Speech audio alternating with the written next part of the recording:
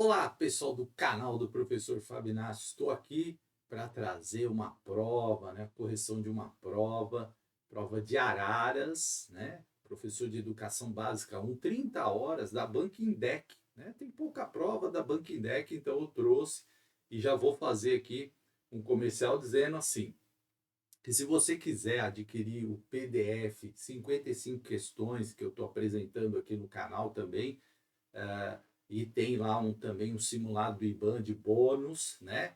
De 9 questões. E eu vou colocar também esse PDF lá. Então, quem já adquiriu no Hotmart vai ter acesso, né? E quem adquiriu diretamente comigo pode solicitar, que eu vou colocar esse PDF também, tá? E quem quiser adquirir vai ter a descrição no vídeo aí para vocês, tá? Então vamos lá, né? Muita gente pediu e agradecer quem? A Gabriele Guedes, que me mandou essa prova. Gabriele, beijo do coração. Muito legal você ter mandado a prova, porque vai ajudar muita gente, porque essa banca tem pouquíssimas provas comentadas aí na internet, né? Meu canal é um dos poucos que tem. É raro a gente ver, então ajuda muito o pessoal. Então vamos lá, ó. Sem mais delongas, né? Vamos lá vamos falar, logicamente, a correção aqui é de conhecimentos pedagógicos e legislação e também dos conhecimentos específicos. Essa prova é muito boa para quem vai estudar, porque tem ECA, tem LDB, tem muita questão lá de alfabetização que é importante, tá? Que é importantíssimo. Ó, esqueci de colocar o microfone aqui, né? Oh, o microfone tá longe aqui, gente.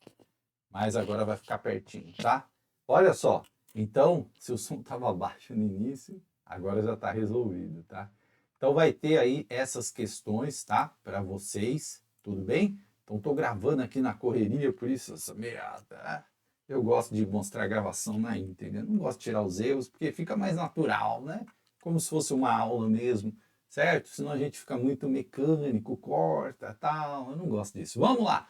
Número 11. A concepção progressista de educação fundamenta-se na análise crítica das realidades sociais e na transformação da sociedade através da prática pedagógica.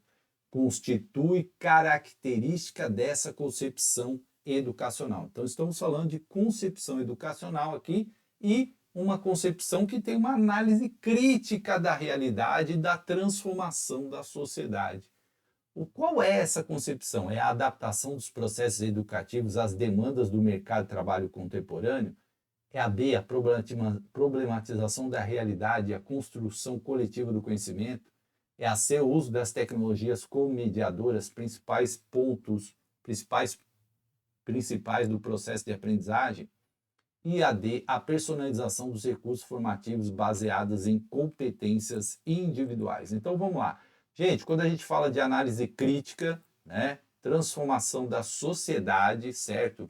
De forma nenhuma nós podemos falar de adaptação, tá? Porque nós estamos falando de transformação, ó. Então não cabe aqui a adaptação, e aqui trouxe a palavra mercado de trabalho. Essa é uma palavra ligada à concepção liberal, tá?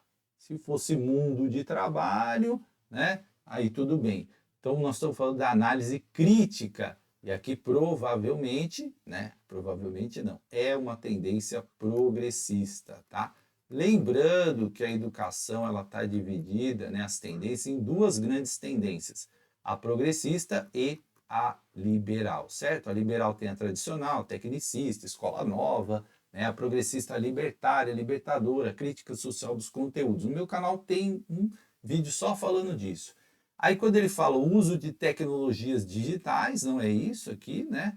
Parece que está falando do José Moran, né? Mas não é, tá? Aqui está falando de crítica da realidade, nem de personalização dos percursos formativos, né, em competências, parece que está falando da BNCC aqui, mas aqui é letra B, de bola, tá? Primeiro gabarito. Tem alguma questão de recurso? Não, a princípio não, tá? B de bola, ok? Vamos para a segunda, né? A concepção conhecida como escola nova. Estamos só em tendências pedagógicas por enquanto. Então, vou até grifar aqui para você. Outro dia eu falei disso, né? Escola nova. Que ganhou força no Brasil a partir da década de 30 propôs uma significativa ruptura com o modelo educacional vigente à época.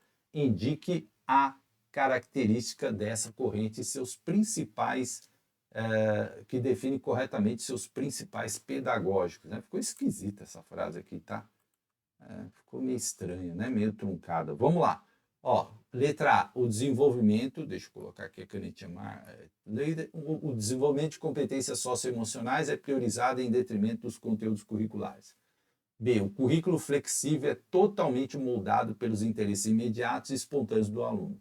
A metodologia se baseia em projetos que simulam desafios do ambiente profissional e corporativo. O aluno é o centro do processo de aprendizagem, né? E o professor atua como um facilitador. Bom, escola nova, né? Tem grande influência aí do John Dewey, né?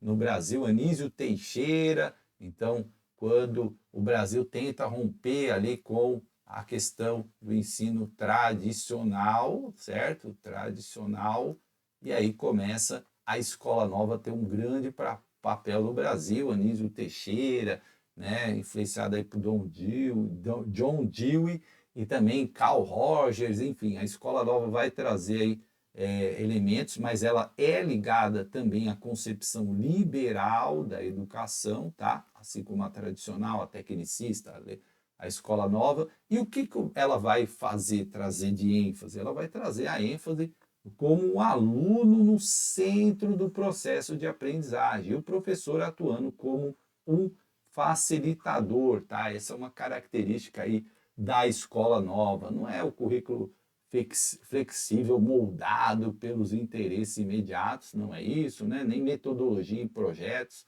tá?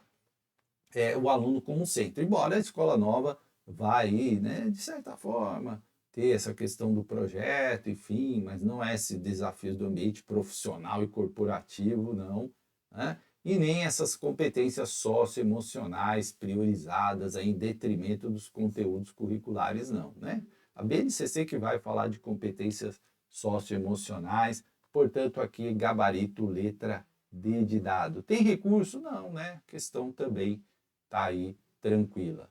Vamos lá para número 13. Número 13 diz o seguinte: em revisão do projeto pedagógico, definiu-se que a escola deve assegurar acesso aos saberes culturalmente elaborados com mediação para a leitura crítica da realidade e intervenção social. Olha o que está colocado aqui, né? Precisa prestar muita atenção nessas questões que tem aí um texto maior, porque elas dão muita informação aqui, ó, né?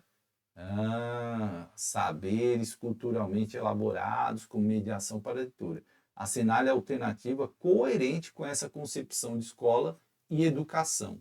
Então vamos lá, né? Aí fala aqui, organização do currículo por competências transversais, avaliada por desempenho, em tarefas autênticas e com foco em resolução colaborativa de problemas. Aprendizagem com participação em comunidades de prática, com ênfase em situações situadas e legitimação progressiva do estudante na cultura do fazer. Centralidade dos conteúdos culturalmente elaborados, ensino intencional e problematizador, articulação teoria e prática e formação orientada à prática social. Falhou a voz, né? Currículo orientado por multiletramentos e produção multimodal com ênfase em repertório discursivos e a produção crítica de mídias. Gente, aqui ó, tem uma palavra importante que é a intervenção social, certo? Então a gente está falando aqui, ó, leitura crítica, né? Intervenção social. Veja que a própria pergunta já traz aqui elementos importantes para a resposta. E aí o que a gente analisa aqui? Quando ele fala assim, ó, articulação, teoria e prática, nós estamos falando de intervenção, né? Por quê? A teoria e a prática, certo? Orientada à praxis social, ou seja, a prática social, a realidade, a intervenção, né? Está falando aqui os conteúdos culturalmente elaborados, ensino intencional e problematizador, tá? Problematiza para intervir, né? Por exemplo, então, gabarito letra C. Não é a A, né? Que aqui fala por competências transversais, ok? Muito mais aí não tem a ver com o que está escrito na pergunta, né? Nem aprendizagem com participação em comunidades de prática. Poderia você até pensar que, porque aqui falou de prática e tal, mas não é essa, né? Porque aqui falou em legitimação progressiva do estudante na cultura do fazer. Não, né? Aqui está mais para uma concepção crítica, que vai ali, quando aparece essa palavra praxis social, né? Essa releitura crítica da realidade, nem aqui currículo por multiletramentos, portanto, gabarito letra C de casa, ok? Também sem maiores questões aqui. Bom, o currículo que valoriza as diferenças individuais reconhece a diversidade como elemento constitutivo do processo educativo, caracteriza essa perspectiva curricular, né? A flexibilização dos tempos de aprendizagem através de módulos autoinstrucionais. B. A construção de práticas pedagógicas que dialogam com as múltiplas trajetórias dos estudantes. A organização de turmas por nível de desempenho para otimizar o ensino e a oferta de atividades complementares para estudantes com altas habilidades. Então vamos lá, né? Questão também até ficou tranquila. Gente, é importante, eu estou falando muito isso nas aulas, né? O DNA da educação fala muito isso, de respeitar as diferenças, de valorizar, de reconhecer a diversidade como elemento do processo educativo. Tenho falado isso bastante nas aulas. Se você for lá no meu canal, quer dizer, você já está aqui, né? Você for atrás de outros vídeos, principalmente esse do Aprendendo Questões, você vai ver que eu falo muito isso, tá? Então, quando ele está falando dessa diversidade, ok? Isso é importantíssimo na educação, mas aqui a gente não está falando de flexibilização nem de módulo autoinstrucional, aprenda por si mesmo. Não é isso, tá? Reconhecer a diversidade é a construção de práticas pedagógicas que dialogam com as múltiplas trajetórias dos estudantes, né? Ou seja, a pluralidade, a diversidade, isso tem muito a ver com o DNA da educação. E quando eu falo DNA da educação, professor, não sei o que é isso. Tem um vídeo explicando só isso, o DNA da educação. É aquilo que a gente tendo essa base, sabendo isso, né, sabendo o que é o DNA da educação, a gente responde muitas questões, tá? Aqui, por exemplo, separou as turmas por níveis de desempenho. Aí o que eu falo? Separou, segregou, criou diferenças. Isso não combina com o DNA da educação, né? E aqui falou de altas habilidades, isso aqui nós estamos falando de inclusão, então não é essa questão aí, né? Porque aí não é só altas habilidades, né? São todos. Reconhecer a diversidade de todos, tá? Não só dos altas habilidades ou dos alunos com transtorno do espectro autista, não. Nós estamos falando de todos, né? Então, o currículo tem que valorizar as diferenças de todos e a diversidade, portanto, gabarito, letra B de bola. Vamos para mais uma aqui, 15.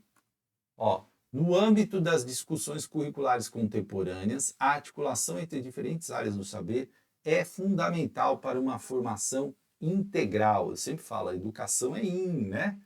Então, indique a prática pedagógica que reflete corretamente uma visão interdisciplinar, olha aqui o de novo, e transversal do conhecimento. Então, não é só interdisciplinar, ela também tem que ser transversal ali, né? Perpassar as áreas do conhecimento, tá? Então, o que é isso? Né? É a abordagem de um mesmo tema, como a água, sucessivamente nas aulas de biologia, química e geografia. B. A criação de uma nova disciplina no currículo denominada Cidadania e Meio Ambiente com carga horária própria. C. O desenvolvimento de um projeto sobre epidemias que integra cálculos de progressão, contextos históricos e processos biológicos. E D. A organização de feiras de ciência em que cada disciplina expõe em estandes separados seus projetos sobre o assunto do ano. Então vamos lá, vamos começar a eliminar aqui, né? Começar a nossa eliminação, certo? Falou estandes separados. Não, né? Se a gente está falando de uma visão interdisciplinar e transversal do conhecimento, não dá para falar que uma feira de ciências, onde as pessoas apresentam em separado, seja uma visão interdisciplinar. E cuidado com essa ideia de criar nova disciplina, né? O brasileiro adora essa coisa de criar nova disciplina. Ah, estamos com problema de ética, então vamos criar uma disciplina de ética. Ah, estamos com problema de violência, então vamos criar uma disciplina para falar da moral, da educação. Gente, se fosse assim, ninguém tinha dificuldade em matemática, porque tem disciplina de matemática e tem um monte de aula de matemática, né? Então a gente tem às vezes essa mania de querer criar disciplina para resolver um problema, tá? Então não é isso também. E também não é tratar o mesmo tema, como a água, nas disciplinas de biologia, química e geografia. Porque aí, né, você está trabalhando separado ali o mesmo tema, qual é a interdisciplinaridade e a transversalidade? Não. Agora, transversalidade e interdisciplinaridade está aqui, na letra C. Ó. Desenvolvimento de um projeto sobre epidemias que integra cálculos de progressão, contextos históricos e processos biológicos. Aí sim, né, elas estão de forma interdisciplinar e transversal, portanto, letra C de casa, ok? Vamos lá, número 16. Gente, eu estou indo mais rápido, né? Porque senão não acabo isso. São muitas questões. Na revisão da matriz curricular, a rede decidiu organizar o ensino por eixos integradores e temas que atravessam os componentes, evitando justaposição de conteúdos e mantendo a identidade das áreas. Assinale a alternativa coerente com a visão interdisciplinar e transversal do conhecimento. Outra pergunta disso, né? Aí coloca assim: definição de um objeto-problema comum às áreas, com planejamento conjunto, objetivos e critérios de avaliação compartilhados, preservando conceitos e métodos de cada componente. B. Sequenciamento de conteúdos de diferentes componentes na mesma semana, com planejamento paralelo, objetivos próprios e avaliações independentes em cada disciplina. C. Criação de uma disciplina híbrida que substitui as demais, com unificação de conteúdos, métodos, avaliação sobre um único plano didático central. E D. Realização de projetos temáticos em horário complementar, com atividades gerais sobre valores atuais, sem vinculação direta aos objetivos do conhecimento dos componentes. Então, de novo, né, o que é uma visão interdisciplinar e transversal do conhecimento, tá? Então, primeiro, né, sequenciar conteúdos, errei. Sequenciar conteúdos de diferentes componentes com planejamento paralelo não é, né? Porque se a gente está falando de uma visão interdisciplinar e transversal, elas precisam dialogar entre elas. Aí aqui, ó, novamente, criação de uma disciplina híbrida, né? Ai, deputado, senador adora propor criar uma disciplina nova, né? Ah, meu Deus. Não, não é isso, né? Aí fala aqui, ó, unificação dos conteúdos, não, né? Se é transversal, interdisciplinar, como que a gente vai unificar? Realização de projeto sem vinculação aos objetivos de conhecimento dos componentes, também não. Agora olha a letra A, né? Definição de um objeto problema, certo? Comum às áreas, né? Então, comum às disciplinas, e vai ser interdisciplinar, com planejamento conjunto, objetivos e critérios de avaliações compartilhados, preservando conceitos e métodos de cada componente. Eu vou até citar uma vez, nós fizemos isso numa escola estadual, trabalhamos o tema do racismo. Então, juntou sociologia, filosofia, geografia e história, e a gente, né, trabalhou num planejamento conjunto, critério de avaliação compartilhado, e fizemos um trabalho muito legal, certo? Isso é um trabalho interdisciplinar e transversal, cada um trazendo ali, né, os seus conceitos de componente, eu trazendo da sociologia, professor de filosofia trazendo da filosofia, professor de história da história, geografia da geografia, certo? De forma interdisciplinar e transversal, trabalhamos o tema do racismo. Portanto, gabarito letra A de amor. Bom, 17, uma experiência muito bacana essa. 17. A implementação de uma cultura antirracista no ambiente escolar em conformidade com a Lei 10.639/03 exige ações pedagógicas intencionais e contínuas. Intencionais e contínuas. Aponte a iniciativa que efetivamente promove uma educação antirracista de forma estrutural. 17. A realização de eventos, acabei de falar nisso, né? Coincidentemente.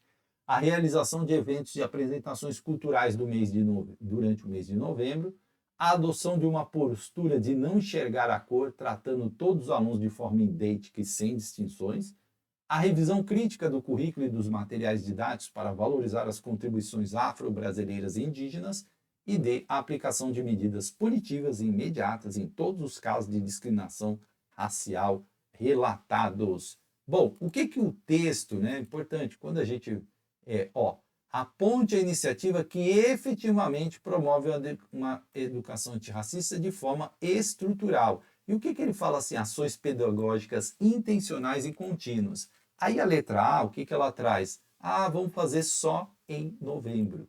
É pontual, né? Só em novembro. Olha aqui. Então isso é pontual, isso não é contínuo, certo?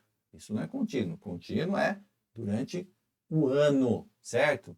Uma postura de não enxergar a cor dos alunos e tratar todos os alunos de forma idêntica. O que nós vimos? De valorizar a diversidade, né? Não é dizer que todo mundo, não, omitir. Nossa, escrevi muito mal isso aqui, né? Não é tentar apagar a cor, né? A cor das pessoas, não. É valorizar a diversidade, certo? A pluralidade, né? Então, isso é importante. Então, não é homogeneizar as pessoas, fingir que não estamos vendo, né? Não, né? É porque isso, muito tempo no Brasil, a gente... o Brasil é uma democracia racial. Nunca foi, né? Nunca foi.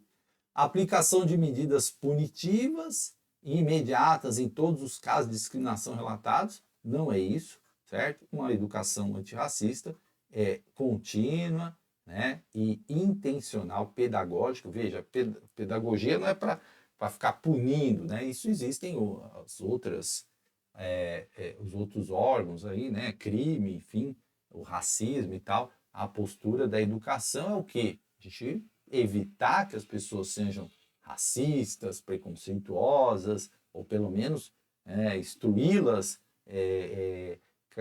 debater isso para que as pessoas respeitem as outras, né? Então isso requer uma revisão do currículo, dos materiais didáticos e valorizar as contribuições afro-brasileiras e indígenas, gabarito letra C de casa.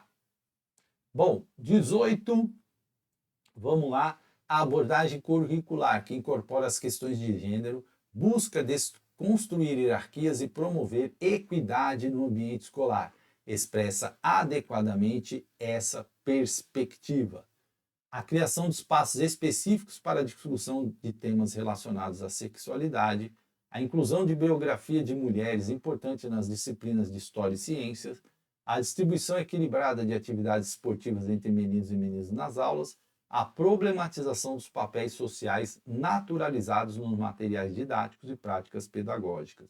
Olha aqui, estamos falando de uma questão de gênero, né? Então é importante aí para promover a equidade. Vale lembrar que o Brasil é um dos países onde ocorre o maior número de feminicídios, agressões. Vimos coisas bárbaras aí recentemente, né?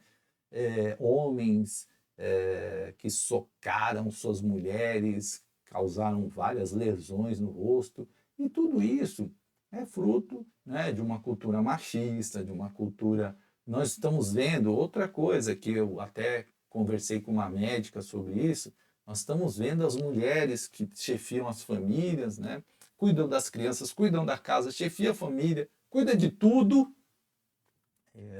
muito assoberbadas. Tem até um filme na Netflix que eu indico se você não assistiu, Até a Última Gota, porque elas vão, né, só cobrança, só cobrança, cobrança, cobrança. A escola cobra, as pessoas cobram, todo mundo cobra, é sempre a mulher, né? Então, o menino deu problema, chama a mãe, né? Chama não sei o quê, chama a mãe, é por causa da mãe, nunca é o pai. Então a gente precisa mudar isso, né? Então, o que a gente pode, né, ter aí como para trabalhar isso? É claro, é problematizar, como eu estou fazendo aqui, os papéis sociais naturalizados nos materiais didáticos e nas práticas pedagógicas e na própria sociedade, né? A gente materializa, é porque tem que chamar a mãe. Na escola mesmo a gente usa muito isso. Não, vamos convocar a mãe. não quer convocar o pai, né? É sempre a mãe. A mãe fica com tudo. Então, não é distribuição equilibrada de atividades esportivas, nem biografia de mulheres, né? Nem a criação. Nós precisamos problematizar esses papéis. O menino é para isso, a menina é para aquilo, né? Então, o menino brinca com carrinho. Não, por quê? Né? Esses papéis são assim definidos. E aí as mulheres estão aí enfrentando o mundo, né?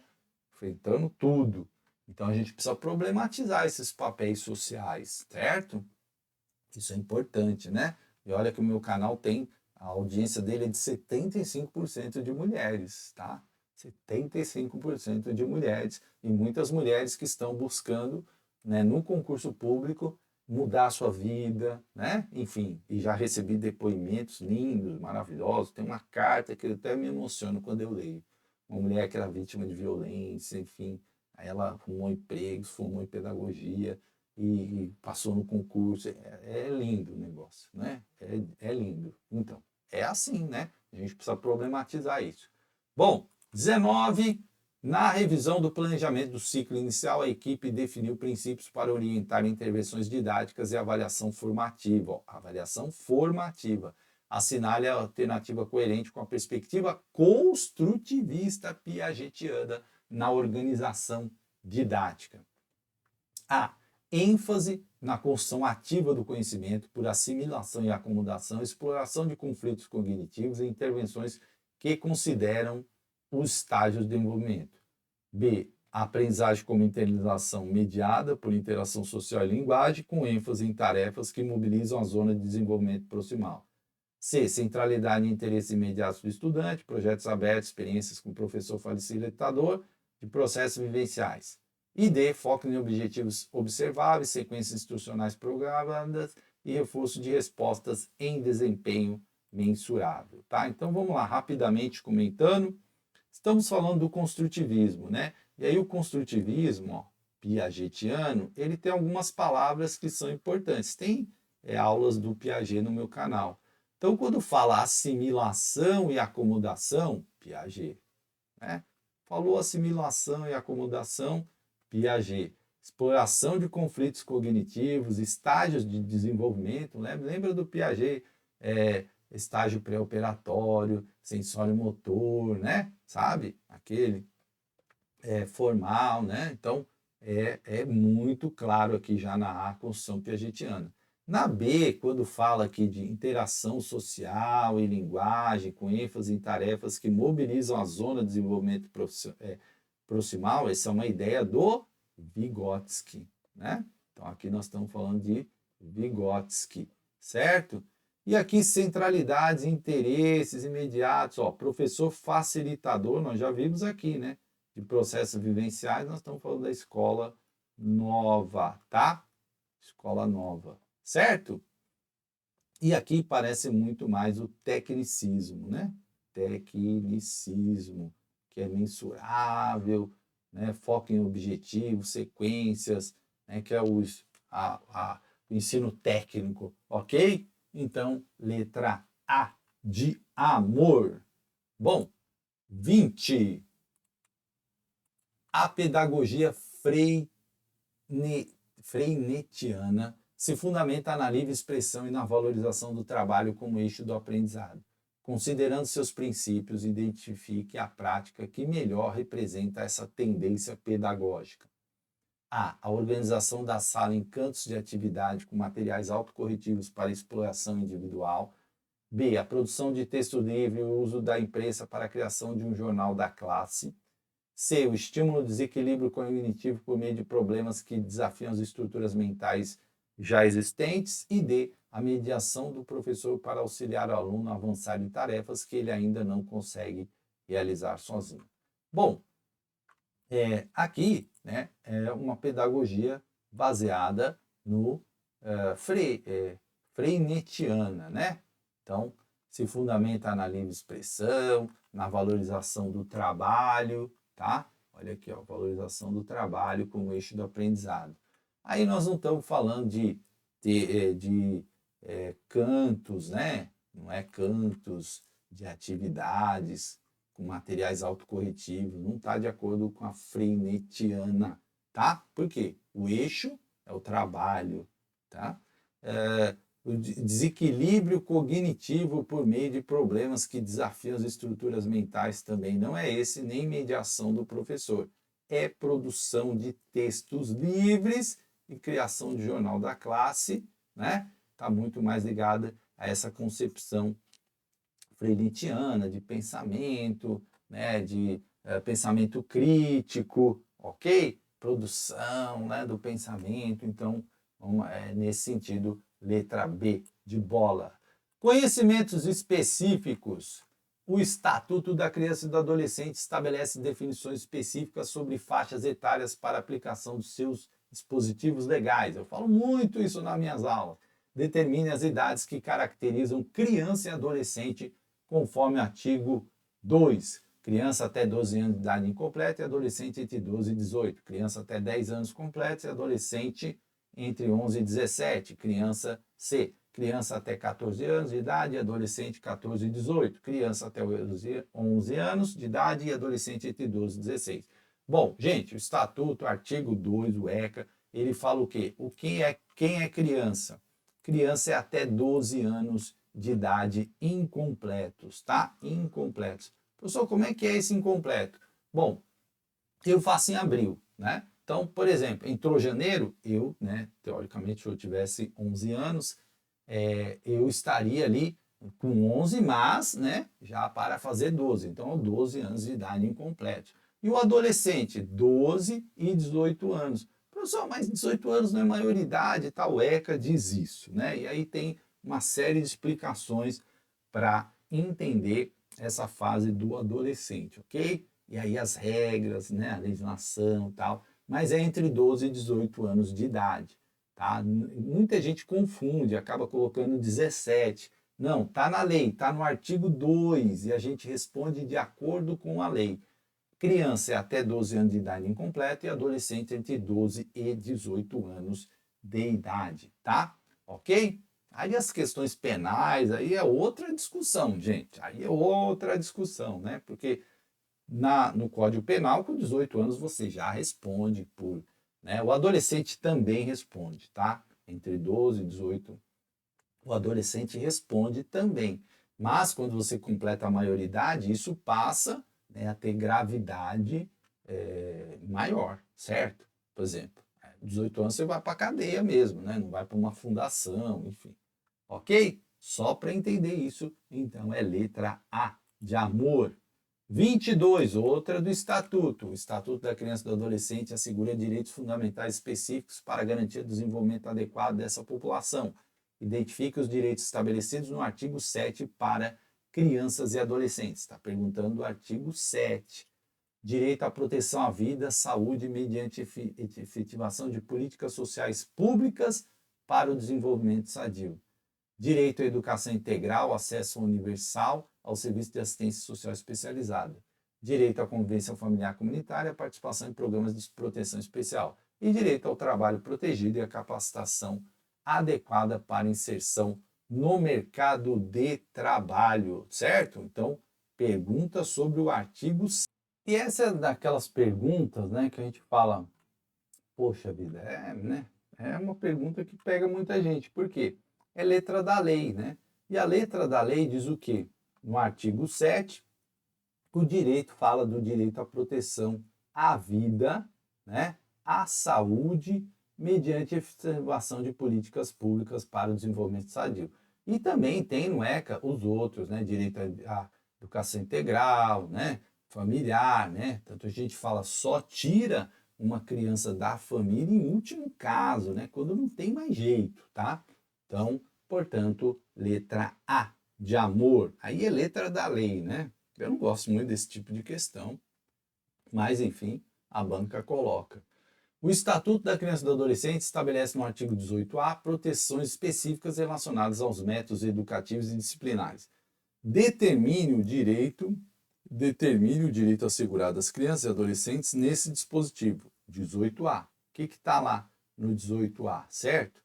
Direito à educação formal obrigatória em estabelecimentos de ensino público ou privado credenciados. direito ao acompanhamento psicológico especializado em casos de violência doméstica comprovada, direito a participar em programas de orientação familiar para a prevenção de maus tratos, direito de ser educado e cuidado sem uso de castigo físico ou tratamento cruel ou degradante. Então, é a tipo da questão que traz vários elementos que estão lá no ECA, mas está perguntando especificamente do 18A, né? Então é letra da lei aqui, ó, letra da lei. Não gosto desse tipo de pergunta, acho muito pergunta de decorar, né? Vamos dizer assim.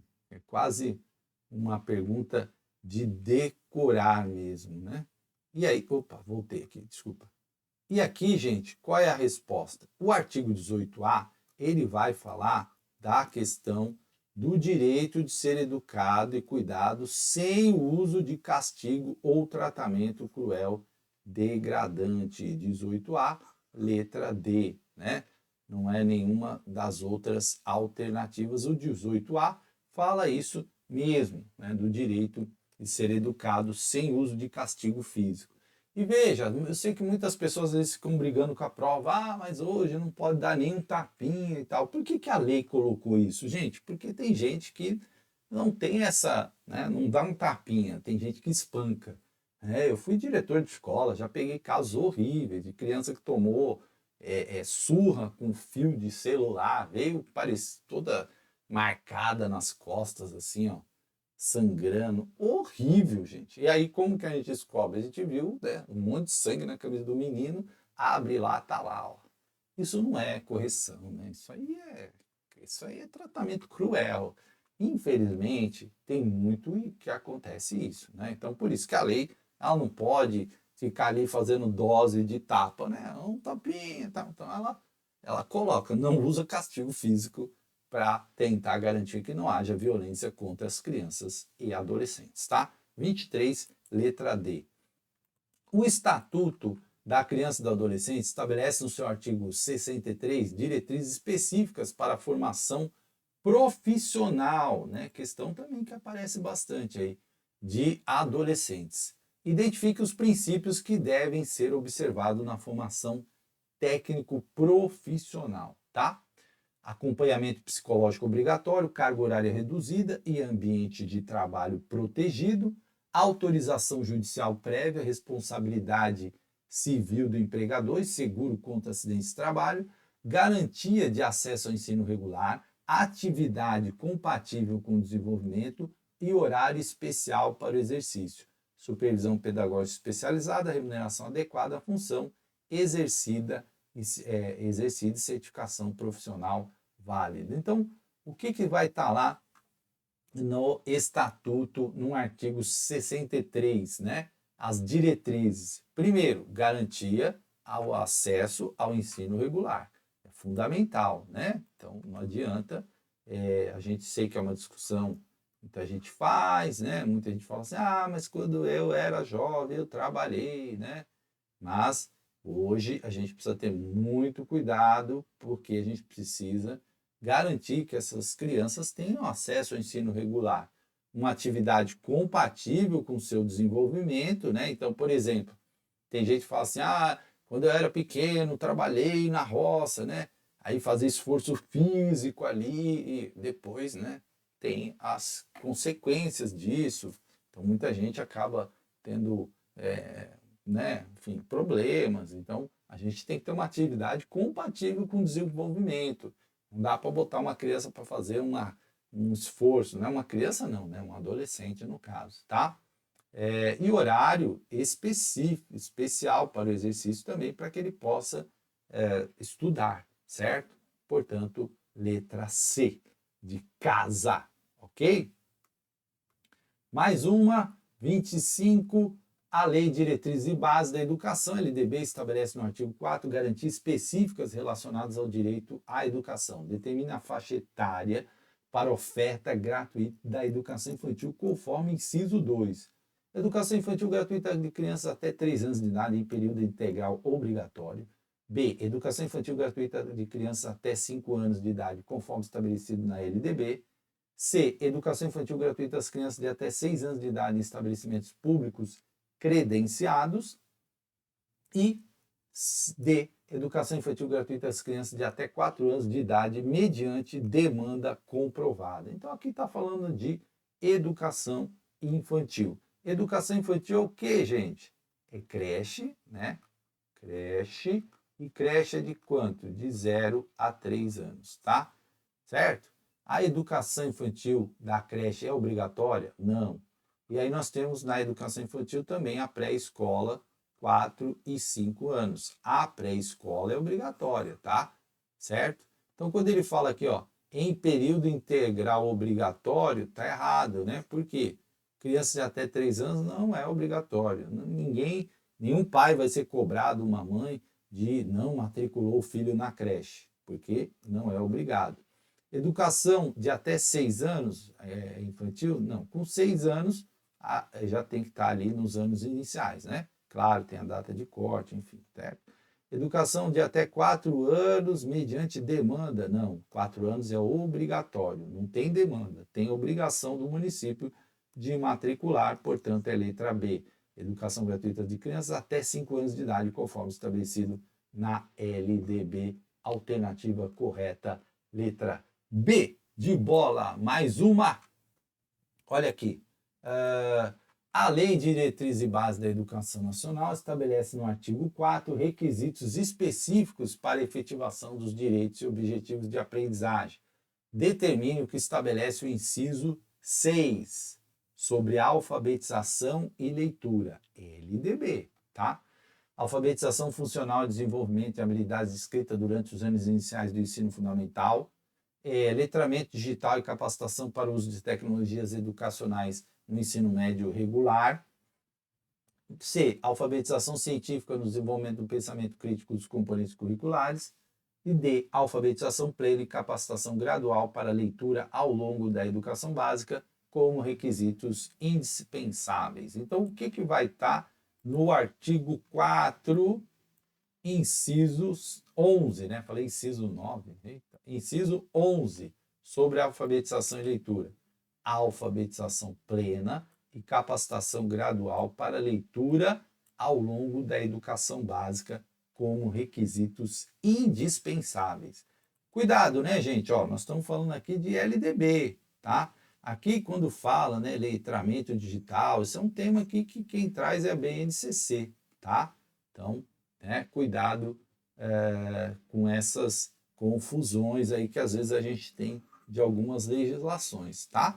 Certo? Então, aqui é realmente letra D de dado. Depois, a BNCC, por exemplo, vai falar de alfabetização, né, até o segundo ano dos anos iniciais, tá?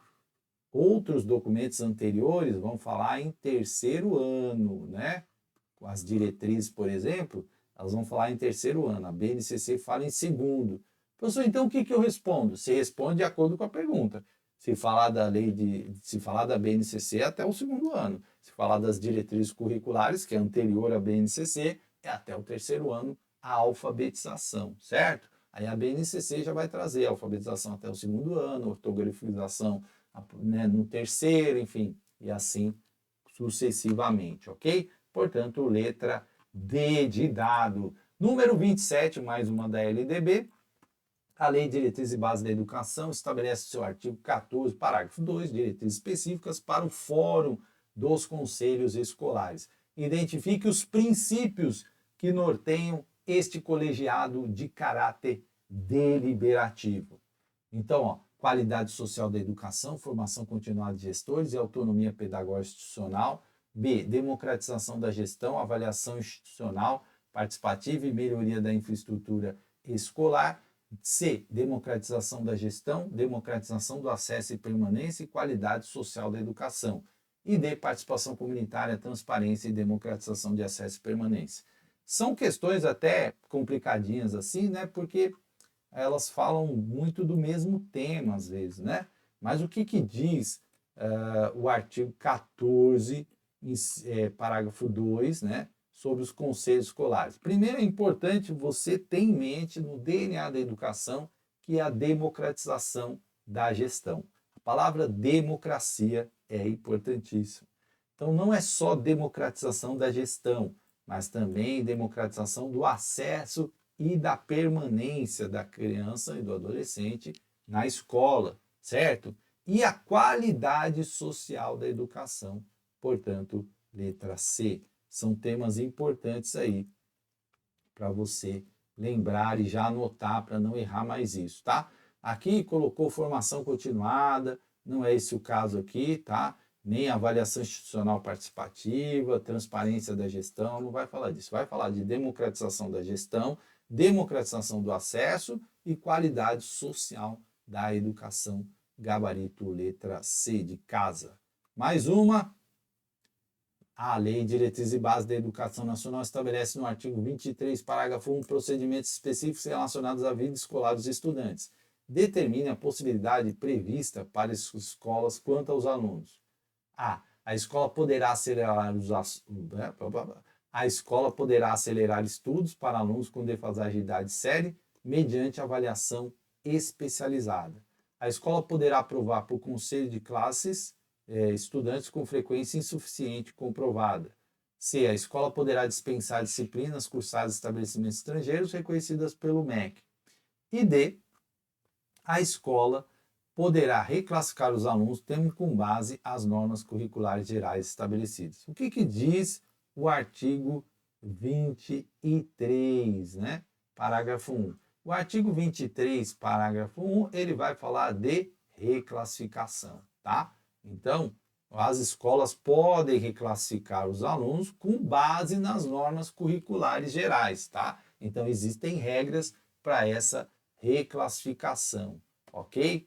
Certo? Então, a reclassificação é uma forma ali, às vezes o aluno reprovou muitas vezes a série, mas ele tem condição de avançar para a série seguinte. Aí é feita uma prova, né? Tem todo um regramento para isso, e é a letra D de dado, né? Não estamos falando de aceleração, nem aprovar por conselho, aí a frequência, né? É importante. Frequência no ensino fundamental de ser, no mínimo de 75%, conforme a legislação.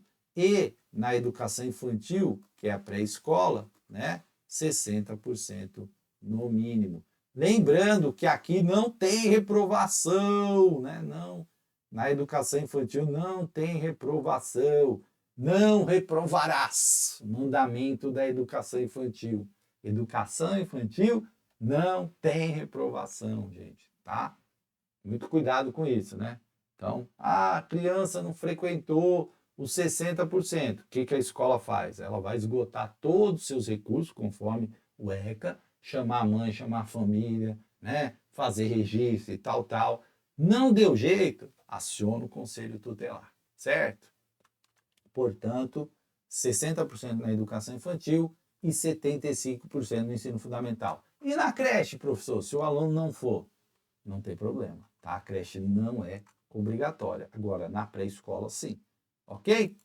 Bom, 29, na alfabetização inicial, a consolidação do princípio alfabético é marco cognitivo central. Assinale a alternativa correta sobre esse princípio. Letra A. Compreensão de que grafemas representam fonemas de forma estável em diferentes posições na palavra. B. Capacidade de contar palavras em enunciados, distinguir o limite entre unidades lexicais. C. Reconhecimento de direcionalidade da escrita e uso do espaçamento e sinais gráficos convencionais. E D. Segmentação de enunciados em sílabas orais para apoio ritmo durante a aula. Bom, vamos lá. Tem aula falando disso aqui, né, de alfabetização inicial. E aí, quando a gente está falando do princípio alfabético, que é o marco cognitivo central, o que é isso, né? O que é quando a criança está alfabética? Ela tem a compreensão de que grafemas representam fonemas de forma estável em diferentes posições na palavra. Ou seja, ela já entendeu, né, a questão dos sons, da representação deles, né, que eles podem estar em locais diferentes. Então, é uma criança já com características alfabéticas, né? Portanto, letra A, né? Não é capacidade de contar palavra, direcionalidade, nada disso aqui, ok? Tem um vídeo que fala da Emília Ferreiro, né? Porque se a gente for esmiuçar aqui tudo, a gente acaba amanhã essa correção. Ó, isso aqui é interessante, ó, essa questão, 30. Em avaliação de escrita, isso cai muito, né? Isso não cai, isso despenca. Isso aí é pior, cai mais que chuva de verão, né? Isso aí é muito, o negócio cai demais nos concursos. Em avaliação de escrita espontânea, a criança alterna registro do tipo CA para K, né? KZA, para casa, mostrando o uso ocasional de correspondência fonema-grafema, que nós acabamos de ver lá, né? A criança alfabética já vai escrever, mesmo que escreva errado, aqui casa com K, né? Em outros momentos, uma letra por sílaba. Assinale a etapa que melhor caracteriza esse desempenho. Então, essa criança que está escrevendo aqui, ó, casa, desse jeito, ela é silábica alfabética, pré-silábica, alfabética ou silábica. Então, vamos lá? Ela não é alfabética ainda, né? Ela podia escrever errado ali, casa. Se ela fosse alfabética, por exemplo, ela poderia fazer isso, né? Casa. Ela está trocando uma letra que tem o mesmo som, mas não é o caso, certo? Não é pré-silábica, né? Porque ela escreve aqui, ó. Ela já tem alguma noção do que é a palavra. Ela já está tentando associar o som ali, né? O grafema, o fonema, enfim. Então ela é o quê? Ela é silábica aqui? Não, ela é silábica alfabética, tá? Ela está quase, né, chegando no alfabético, ó, certo? Portanto, silábica alfabética, letra A, de amor. Vamos lá? Bom, mais uma aqui, 31. As práticas de alfabetização são profundamente influenciadas pela concepção de linguagem do educador. A abordagem compreende a língua como sistema de interação social, constituído na relação entre interlocutores, é inatista, comportamentalista, socio-interacionista, estruturalista. Bom, falou, gente, nós já vimos isso em outra questão, tá? Falou na concepção, né, da linguagem como a língua como um sistema de interação social, nós estamos falando da teoria socio-interacionista de Vygotsky, né? Então, letra C. C de casa, ok? Acabamos de falar de casa, né? Então, aqui uma concepção de Vygotsky. Ah, ia colocar com Y, mas é com I, tá, gente? Mas pode colocar com Y também, não tem problema. Que traduzindo para, ficaria o uso assim, né? Vygotsky. Não sei se eu escrevi certo, mas tá aí. Vamos lá. Bom, mais uma questão aqui de análise, né? De se é pré-silábica, silábica. Olha só, um aluno em processo de aquisição da escrita grafa espontaneamente a palavra galinha como gaína. A análise dessa produção, segundo a psicogênese da língua escrita, Emília Ferreira, né, evidencia a hipótese pré-silábica, silábica estrita, silábica alfabética ou alfabética. Bom, vamos lá, né?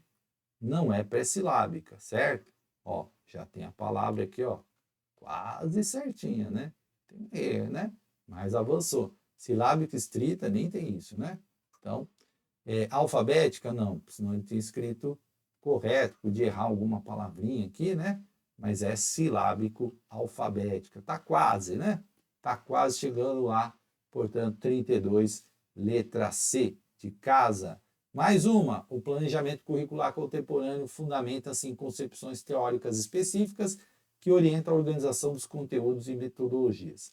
Identifica a abordagem que prioriza a construção do conhecimento a partir das experiências prévias dos estudantes. É o currículo behaviorista, é o currículo tecnicista, é o currículo humanista ou o currículo construtivista, né? Então, quando tem essa valorização das experiências prévias dos alunos, nós estamos falando de uma concepção, né, piagetiana construtivista, certo? Construtivista. Por quê? Se baseia naquilo que o aluno já conhece, né, para a construção do conhecimento. Não é behaviorista, tecnicista, também não, nem humanista, é letra D de dado, ok? Mais uma. Todos esses temas aqui, tem aulas no meu canal, tá, gente? Mais completas, aí, tendências pedagógicas. A seleção de conteúdos curriculares existe critérios pedagógicos específicos para orientar o planejamento educacional. Determine o critério fundamental para seleção de conteúdos no planejamento curricular. Então, vamos ver. É a disponibilidade de recursos didáticos e materiais pedagógicos específicos. B. Relevância social, adequação ao desenvolvimento cognitivo dos estudantes. C. Sequenciação lógica baseada na estrutura epistemológica das disciplinas. E D. Facilidade de mensuração através de instrumentos avaliativos padronizados. Então vamos lá, gente. Primeiro, o que o DNA da educação fala, né? Da importância, por exemplo, das avaliações mediadoras, né? Das avaliações formativas. Então não combina com avaliação padronizada, porque aí a gente está desvalorizando a diversidade, a singularidade de cada aluno, certo? É só recurso didático e material pedagógico? Não, né? Ficou muito limitado isso. O planejamento curricular é algo, né, mais amplo. É só sequenciação lógica? Não, né? Agora, aqui chegou no que é o DNA da educação. Relevância social, certo? A importância, né, para que tenha um aprendizado significativo e adequação ao desenvolvimento cognitivo dos estudantes. E isso é importante no planejamento curricular. Então, muita gente fala assim, professor, mas, né, vamos supor que você tem uma sala que tem muita dificuldade nas operações matemáticas. Aí você vai colocar lá no seu planejamento curricular Bhaskara, equação de segundo grau, sem olhar isso. Então, a gente precisa pensar aí também como que tá os nossos estudantes, por isso que é importante as avaliações diagnósticas, ok? Portanto, letra B de bola, tá? Bom, mais uma, 35.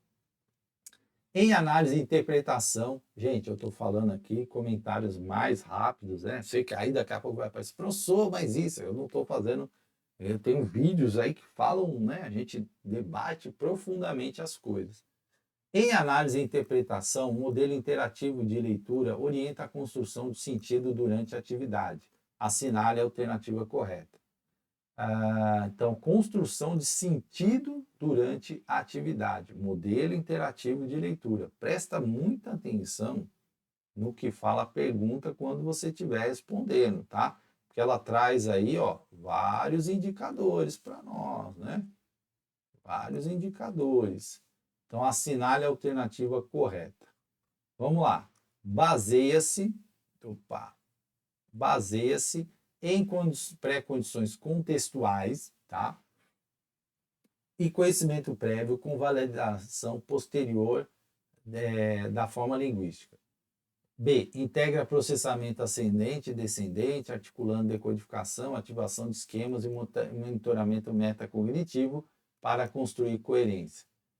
C. Prioriza sequenciamento serial de unidades grafofônicas com foco em reconhecimento de palavras independente do contexto. D. Segmenta reconhecimento e compreensão etapas estanques com controle posterior de sentido via questões objetivas. Então, nós estamos falando de leitura, né, modelo interativo de leitura, construção do conhecimento. Então, quando a gente vê aqui, segmentar, separar, né, é uma palavra que já não combina com o DNA da educação. Compreensão em etapas estanques. Etapas, né, que não tem uma dinâmica, enfim. Com controle posterior. Não, né? Então não combina, certo? Sequenciamento serial de unidades grafofônicas. Não, também, né? Reconhecimento de palavras, independente do contexto, não. O contexto é muito importante. A gente tem a questão do letramento, certo? Baseia em predições contextuais e conhecimento prévio com validação. Será que é isso? Não. O que é? B. E a B começa com uma palavra que faz parte do DNA da educação. Se tiver dúvida, vai nas palavras. Integra. Nossa educação é né? Integra processamento ascendente e descendente, articulando decodificação, ativação de esquemas e monitoramento metacognitivo, pensar, né, sobre o pensamento para construir a coerência, letra B de bola, 35, B de bola, ok? 36. No roteiro didático da leitura, determinadas ações caracterizam a pré-leitura, certo? Pré-leitura. A. Produzir síntese avaliativa, elaborar mapa conceitual e verificar evidências textuais para justificar interpretações. Antes, deixa eu falar uma coisa. Só não gosto muito quando a banca coloca essas coisas sem uma referência, tá? Né? Sem uma referência. Eu gosto quando coloca lá, baseado, né, na Emília Ferreira, no Piaget, né? Colocar referência aqui, porque senão fica solto também, né? Eu não gosto disso, tá? Mas, no roteiro didático de leitura, determinadas ações caracterizam a pré-leitura. Assinale a alternativa correta. Produzir síntese avaliativa, elaborar mapa conceitual e verificar evidências textuais para justificar interpretações. Aplicar a teste de compreensão literal com questões de localização de informação e cálculo de tempo para leitura. C. Definir propósito de leitura, ativar conhecimentos prévios e antecipar macroestrutura por paratexto e pistas gráficas. E D. Realizar leitura minuciosa, sentença a sentença, com checagem de coesão referencial e anotação de paráfrase, né? Então, aqui faltou a referência, né? Mas tudo bem. Vamos lá. Roteiro didático de leitura. Quais ações caracterizam a pré-leitura? E aí, pensando no geral, né? Obviamente, naquilo que os autores mais de referência indicam, o que a gente precisa fazer? A gente precisa definir o propósito daquela leitura. Para quê, né, nós estamos lendo? Por que nós estamos lendo aquilo? Então é importante explicar isso. Aí vamos ativar os conhecimentos prévios sobre aquele assunto. Ó, valorização dos conhecimentos prévios, né? E antecipar a macroestrutura por paratexto de pistas gráficas. É isso que é recomendado, certo? Mas faltou uma referenciazinha aqui, né? Para ficar uma questão bem bonitinha, certo? Então, às vezes a banca pecou nisso aqui. Ah, mas isso, né? Enfim, tá? Não é a síntese avaliativa, né? Porque nós estamos falando de pré-leitura. Então, a pré-leitura, ela vai primeiro propor para que nós estamos lendo, o propósito, depois ativar o que a gente sabe daquilo, né? Essa construção é a que é recomendada, portanto, letra C. A obra Reinações de Narizinho, de Monteiro Lobato, é um marco da literatura infantil nacional. Seu uso no segundo ou terceiro ano fundamental é particularmente rico para estimular primordialmente o desenvolvimento da A. Noção de moralidade maniqueísta, B. Consciência sobre a finitude da vida, C. Percepção das estruturas sociais do país, ou D. Imaginação e do pensamento fantástico. Então, né, Monteiro Lobato aí que andou, né, como a gente fala, sendo cancelado aí, porque o texto do Monteiro traz algumas questões, né, raciais ali um pouco complicada. Mas enfim, Monteiro Lobato é uma referência aí, né? Aliás, o Dia da Literatura Infantil, acho que é o dia do Monteiro Lobato também, é o dia que eu nasci, né? 2 de abril, que também é o dia do autismo, tá? Bom, olha só, dia do transtorno do espectro autista. Ah, bom, olha só, então, para que a gente usa, né? Reinações de Narizinho, Monteiro Lobato, é uma obra que mexe muito com o quê? Com o fantástico, né? Então você tem lá a Cuca, você tem o Visconde de Sabugosa, a boneca que fala, né? Então, o pensamento fantástico, não é uma análise da estrutura social do país, nem da finitude da vida, nem moralidade, né? É imaginação e pensamento fantástico, a boneca que fala, o boneco o de milho, né? Enfim, tem vários personagens lá que são do mundo fantástico, portanto, letra D de dado. Marcelo Marmelo Martelo, de Ruth Rocha, grande Ruth Rocha, né? Explora a relação da criança com a linguagem de forma lúdica em um trabalho com turmas da primeira série, né? Primeira série, viu, gente? O foco pedagógico central a utilizar essa obra seria discutir a necessidade de regras sociais, origem histórica dos nomes próprios, a arbitrariedade dos signos linguísticos e importância da obediência ao país. Né? Aqui a gente vai por eliminação, né, gente? Tem nada a ver esse negócio de obediência do país aqui, né? Necessidade de seguir regras sociais, origem histórica dos nomes próprios. Aqui é uma brincadeira, né? Para a gente ver os signos linguísticos, né? Ó, Marcelo, Marmelo, Martelo. São palavras que parecem, né? Até a sonoridade delas, né? Marcelo, Marmelo, Martelo. Parece aquele trava-língua, né? Então, é nesse sentido que se usa, até porque nós estamos na primeira série, né, gente? Aí vamos falar aqui da origem histórica, né? Regras sociais menos, né? Menos, tá? Bom, a teoria piagetiana caracteriza o desenvolvimento cognitivo entre 7 e 10 anos através de mudanças qualitativas específicas no pensamento. Identifique o estágio cognitivo predominante nessa faixa etária, conforme Piaget. É o operatório concreto, caracterizado pelo pensamento lógico aplicado às situações concretas e observáveis. É o pré-operatório, marcado pelo pensamento simbólico e desenvolvimento da função semiótica infantil. É o operatório formal, definido pela capacidade de abstração e raciocínio hipótico dedutivo. É o sensório motor, caracterizado pela coordenação e percepção social motora. Né? Então vamos lá, qual que é esta etapa aí do Piaget? Ó, entre 7 e 10 anos, tá? 7 e 10 anos, portanto, não é o sensório motor, né? Percepção, atividade motora, né? Nós não estamos falando do pré-operatório, pensamento simbólico aqui, não. Operatório formal também não. Nós estamos falando do operatório concreto, caracterizado pelo pensamento lógico aplicado a situações concretas e observáveis, segundo Piaget, na faixa de 7 a 10 anos. Eu tenho uma aula muito legal sobre Piaget, onde eu ensino inclusive o mnemônico para você aprender essas fases dos estágios cognitivos, né?